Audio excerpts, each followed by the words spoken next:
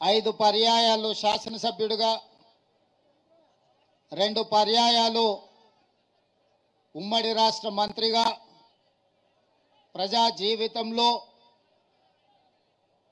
ఆస్తులను అన్నిటిని కరగబెట్టి నమ్మిన కార్యకర్తల కోసం జెండా మోసిన పార్టీ కోసం సర్వం త్యాగం చేసిన నాయకుడు రామరెడ్డి దామోదర్ రెడ్డి గారి సంతాప సభ ఈనాడు మన అందరికీ బాధాకరమైన అంశం. రాజకీయాలలో ఒక్కసారి ప్రజాప్రతినిధిగా ఎన్నికైతేనే ఆస్తులు కూడబెట్టే కాలం. కానీ 5 సార్లు శాసనసభ్యుడిగా 2 సార్లు మంత్రిగా పనిచేసిన రామరెడ్డి దామోదర్ రెడ్డి గారు వేలాది ఎకరాల భూములను నల్గొండ జిల్లాలోనే కాదు ఖమ్మం జిల్లాలో వారి తండ్రి నుంచి వారసత్వంగా వచ్చిన ఆస్తులను వారి అత్తగారి కుటుంబం నుంచి వచ్చిన వేలాది ఎకరాల వారసత్వాన్ని ఈ నల్గొండ జిల్లా ప్రజల కోసం త్యాగం చేసి ప్రధానంగా ఆనాడు ఈ జిల్లాలో రాజకీయ కక్షలు కార్పణ్యాలు రాజకీయ వివాదాలలో కార్యకర్తల మీద దాడులు హత్యాయత్నాలు ఇలాంటి విపత్కరమైన పరిస్థితులను ఎదుర్కొని కార్యకర్తలకు అండగా నిలబడి వేలాది మంది కాంగ్రెస్ పార్టీ కార్యకర్తలను నల్గొండ జిల్లాలో కాపాడి ఈ జిల్లాలో జెండాను నిలబెట్టిన నాయకుడు రామరెడ్డి దామోదర్ రెడ్డి గారు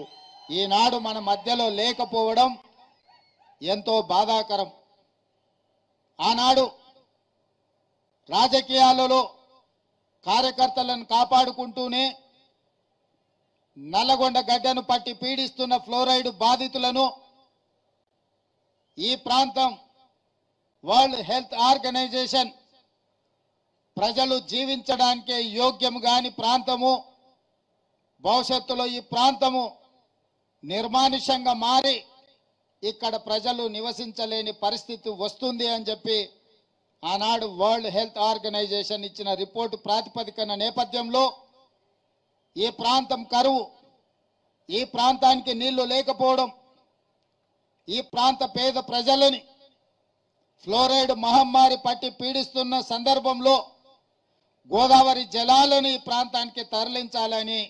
ఆనాడు గొప్ప ఉద్యమం రామరెడ్డి దామోదర్ రెడ్డి గారు చేపట్టడం జరిగింది. వారి ఉద్యమ నేపథ్యంలో మొట్టమొదటి ప్రధానమంత్రి తన ప్రాధాన్యతలో ఎడ్యుకేషన్ అండ్ ఇరిగేషన్ అనే పండిత్ జవహర్లాల్ నెహ్రూ గారు తీసుకొని శ్రీరామ్ సాగర్ ప్రాజెక్టును మొట్టమొదటి ప్రధానమంత్రి గారు చేపడితే ఆ ప్రాజెక్టు కాలక్రమేణా అటు కరీంనగర్ వరంగల్ ఇతర ప్రాంతాలకు నీళ్లు ఇస్తూనే నల్గొండ జిల్లాకు కూడా నీళ్లు ఇవ్వాలి, ఈ ప్రాంతాన్ని పట్టి పీడిస్తున్న ఫ్లోరైడ్ సమస్యను పరిష్కరించాలి, కరువుగా ఎడారిగా మారిన నల్గొండ జిల్లా సస్యశ్యామలం కావాలి,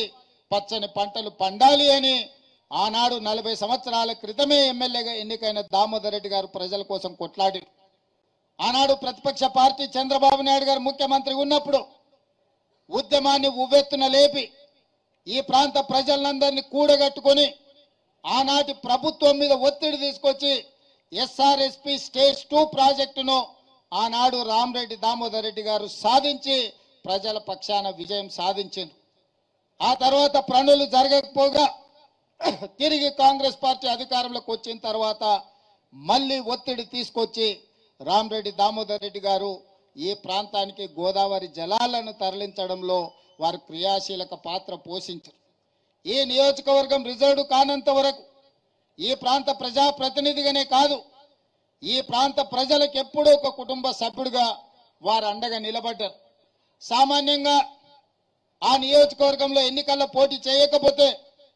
మనం ఆ నియోజకవర్గాన్ని వదిలి ఇతర ప్రాంతాలకు పోతే ఆ ప్రజలకు అందుబాటులో ఉండే పరిస్థితులు ఈనాటి రాజకీయాలలో లేవు. కానీ రామరెడ్డి దామోదర్ రెడ్డి గారు సూర్యాపేటకు ప్రాతినిధ్యం వహించిన సూర్యాపేట ప్రాంతంలో వారి ఎమ్మెల్యేగా గెలవకపోయినా తుంగతుర్తి ప్రాంతానికి సంబంధించిన ప్రతి కార్యకర్తకు అండగా నిలబడి ఈ ప్రాంతాన్ని ఎన్నడూ వదులుకోలేదు. ఈనాడు గ్రామాన ఈ నియోజకవర్గంలో ఈ రోజు కాంగ్రెస్ పార్టీ బలంగా ఉన్నది అనంటే దానికి దామన్ననే ప్రధానమైన కారణం. మీరందరు అభిమానంగా మీరందరు ఇష్టంగా పిలుచుకునే దామన్న టైగర్ దామన్నగా ఈరోజు తెలంగాణ రాష్ట్రంలో గుర్తింపు పొందిండు. మొన్న జరిగిన ఎన్నికల్లో 50,000 రూపాయలు కూడా లేని మందుల సామ్యుల్ 50,000 పైన ఓట్ల మెజారిటీతోనే తుంగతుర్తికి ఎమ్మెల్యేగా గెలిచిండు అంటే దామోదర్ రెడ్డి గారు వేసిన కాంగ్రెస్ వర్గం కాంగ్రెస్ పార్టీ గెలిచింది. Subscribe us and press the bell icon for more interesting updates.